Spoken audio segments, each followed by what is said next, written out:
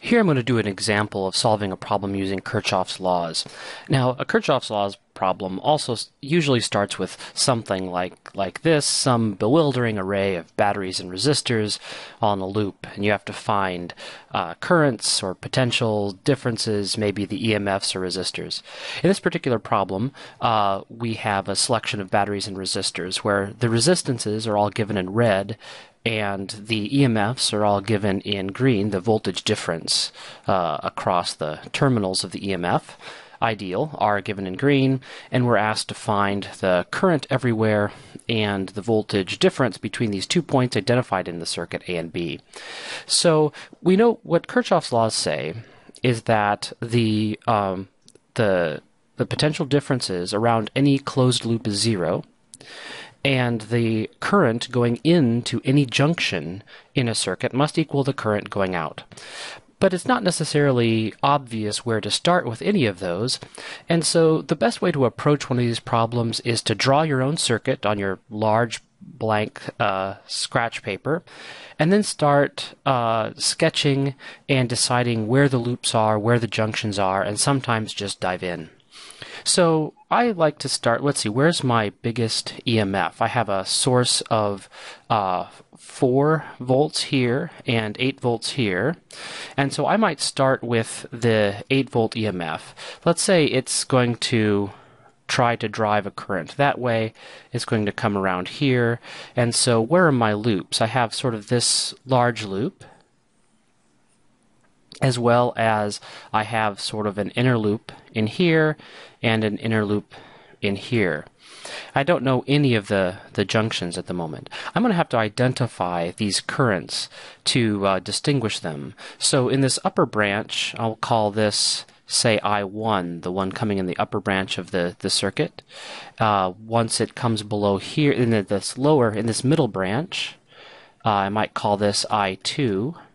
And then in the lower branch, I'll call this I3.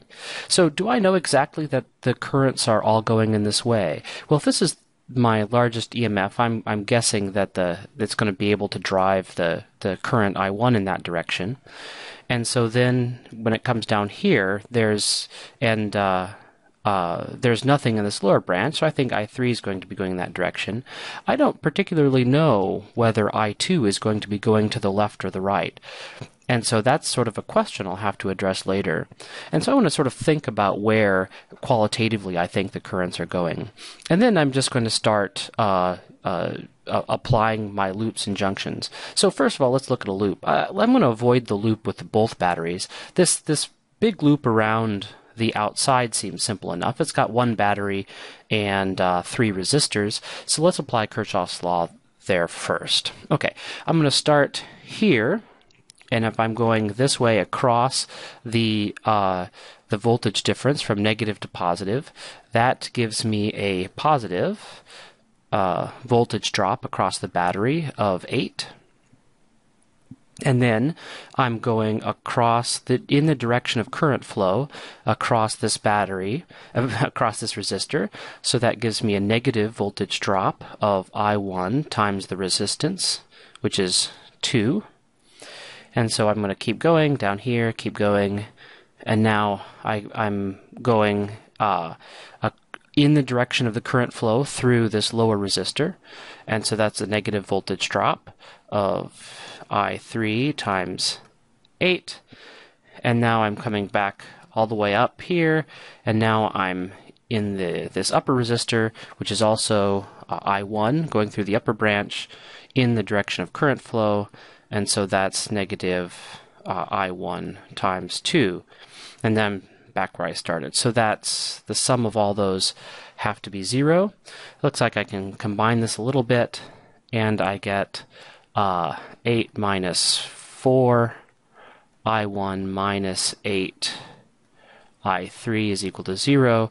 I can even divide this by 4, and I get 2 minus I1 minus 2 I3 is equal to 0. So here I've got now my first decent relationship between the currents in the upper branch I1 and I2. I'm going to call this equation 1.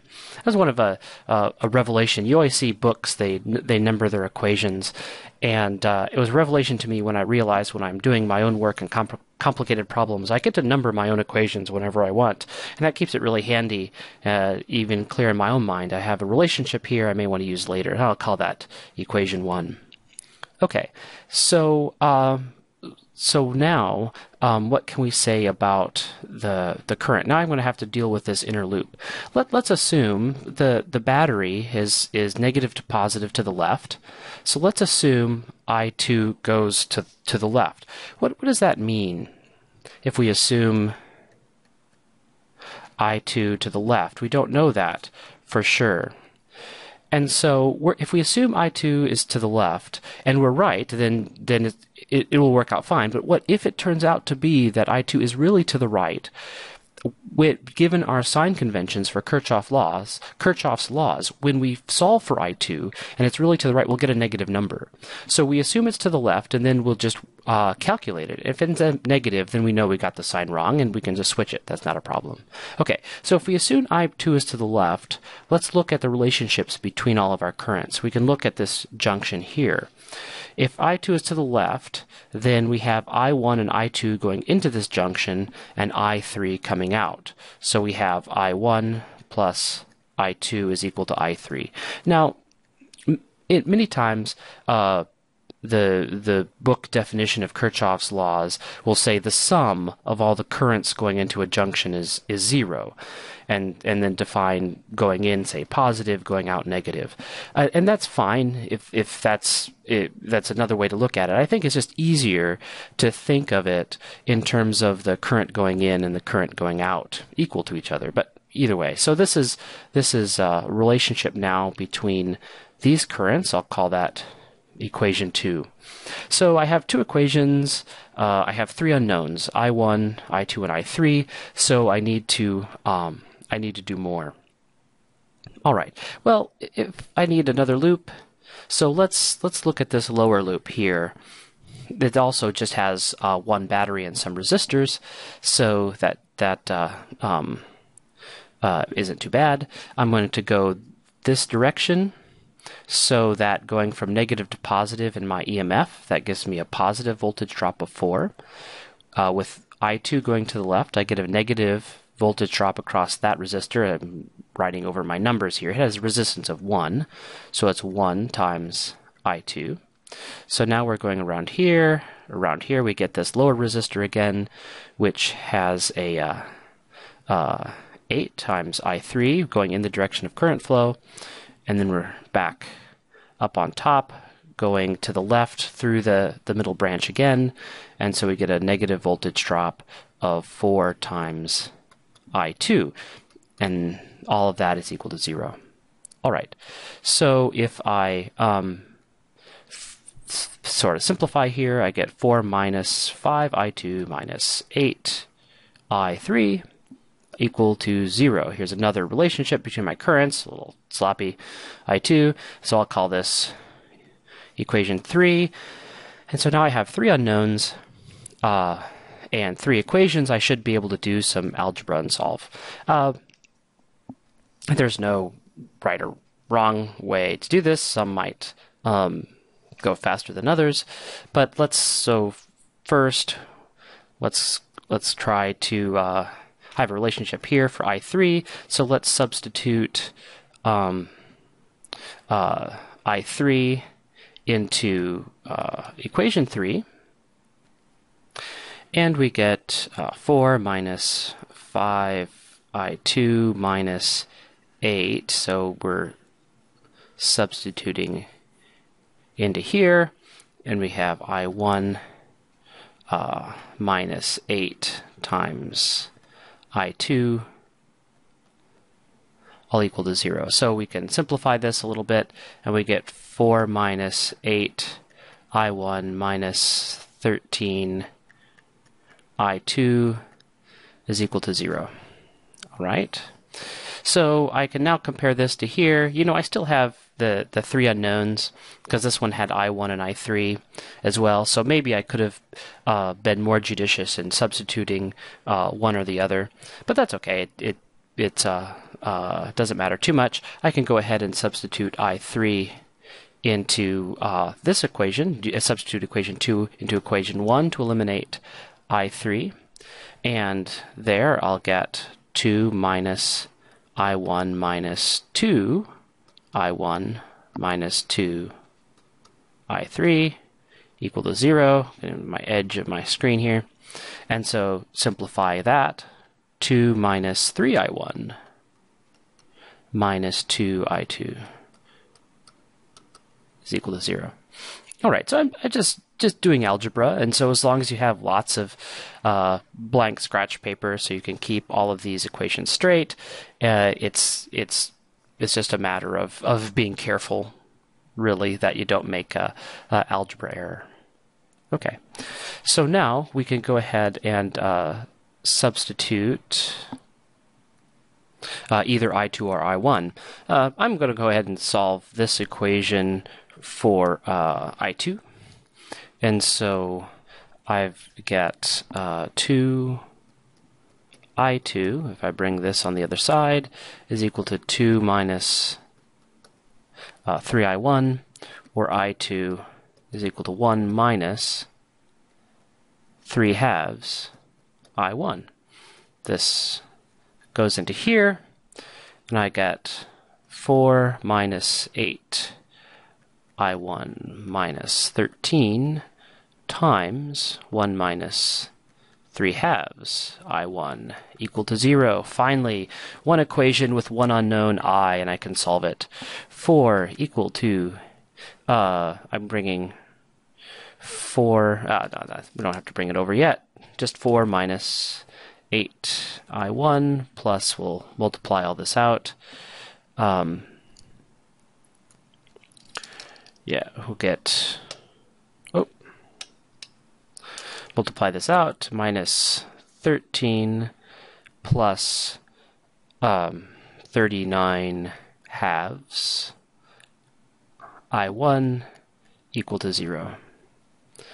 So bring all this over to the other side. We've got a negative 9 here. Bring it to the other side, and it gives us a positive 9. And then we can factor out the I1s, and that gives us an I1 times 39 halves minus 8. Okay, and so I'll give us, since we're just doing algebra now, and we'll have, well, what is this? This is I1. I like to do as much as I can on paper to eliminate calculator error. That's 16 halves. That's all equal to 9. And so 39 minus 16 is equal to 23. And so now we have, I changed my I1 to I2, I1. Okay. And so I1 now is equal to 18/23. I bring this to the other side. All right.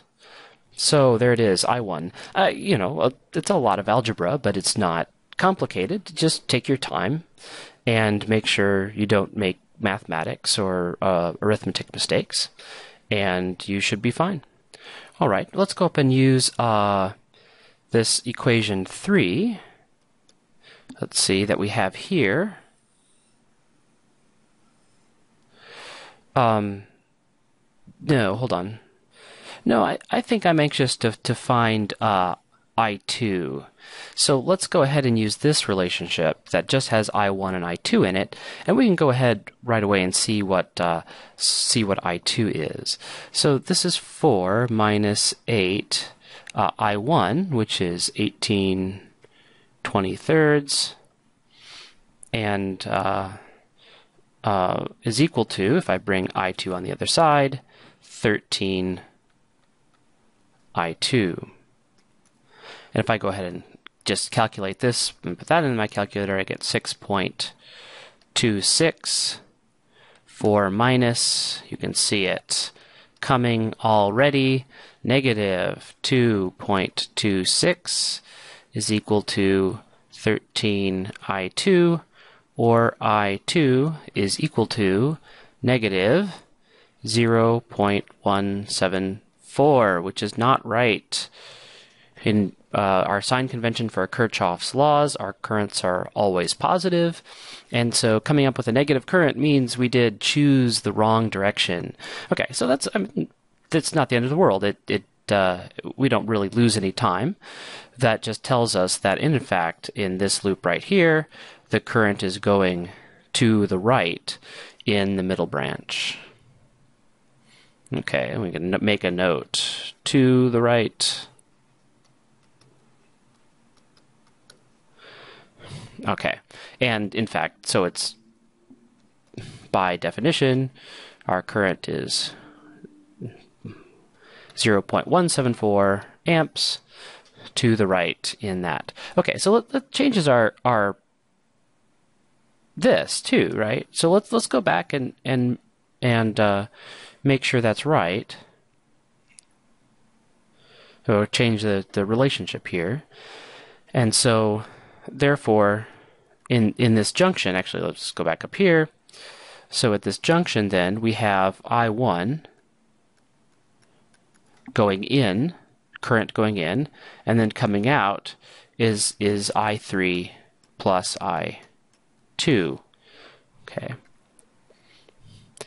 And so now we can use that junction rule to solve for I3. All right, so we have I1 is equal to I2 plus I3 is our new correct junction rule, and I1, it was 18/23, I2 was 0.174, that's equal to I3. This turns out to be 0.7826, and so my calculator tells me that I3 then is 0.609 amps. All right, so now we have all of our currents. Let's go ahead and see, I mean, how bothered are we that we got the sign wrong here?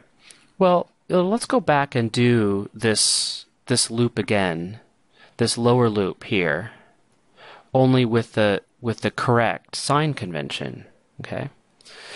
And so we start with, if we're going to go in the same direction, so we'll start with a positive 4 for the EMF, only this time, if we go up, we'll get a positive potential drop across this resistor because we're going against the direction of the current. So we get plus 1 I2. On the lower level, we're still going with the current again. There was an 8 ohm resistor there times I3. I have to get back to our figure here. 8, we're going in that direction. And then coming back this lower loop again for this 4 ohm resistor here, we're going against the resistor, and so we get a plus 4 I2 is equal to 0, and so we solve that, we get 4 plus 5 I2 minus 8 I3 equals 0. And if we compare that to what we had before, which is here, for minus 5I2 minus 8I3, the only thing that changes is the sign of I2. So it is only the sign matters, and so the fact that we chose the wrong direction doesn't make any difference. Once we found we had a negative current in I2, we could just flip the sign. Okay, so in the last part, we want to find the potential difference, delta V, between points A and B in the circuit. Right, that's up here. All right, if I want to find the voltage difference, I cleared some space here, voltage difference between A and B. Let's what I'm going to do is I'm just going to do a path. I'm going to plot a path in voltage from A to B. And I'm going to add or subtract currents just using our usual rules. So let's see, A is going to come along here a little bit for here. I'm going to choose A to be 0 voltage, so I can choose that wherever. And then it goes to this resistor. I'm going against the current, so that increases the potential going across this resistor. And then I get just some wires, so that's all at same potential. Now I'm going against the current here. That adds another potential drop, and then I'm at B. Okay, and so I can just read off from my graph the net potential difference between A and B. So this right here is going to be the potential drop across this resistor, which was 2 for that resistance times that current, which is I1. And here, remember in the lower one, current is going to the right, and so that's also I added a potential drop, and so the resistance was 4, and the current through there was I2. And so the net potential drop then is just 2I1 plus 4I2, and if I calculate that, I get 2.26 volts. And so this is, now depends on how you want to ask the question. This is B relative to A. If they were asking what is the voltage of A relative to B, A is at the lower potential. So if it's A relative to B, it'd be negative 2.26 volts.